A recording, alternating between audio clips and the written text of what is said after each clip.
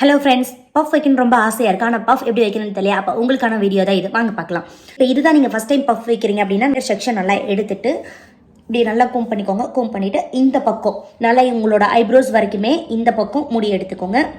So அதே மாதிரி இந்த பக்கமும் இப்படி ஸ்ட்ரைட்டாக எடுத்து உங்கள் ஐப்ரோஸ் அளவுக்கு முடி எடுத்துக்கோங்க.